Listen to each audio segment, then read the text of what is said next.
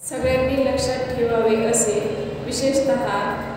scholarship Navodaya स्पर्धा परीक्षेतील विद्यार्थ्यांच्या दृष्टीने अत्यंत महत्त्वाचे 25 वर्ष पूर्ण झाल्यानंतर आपण त्यांना रौप्य महोत्सवी वर्ष,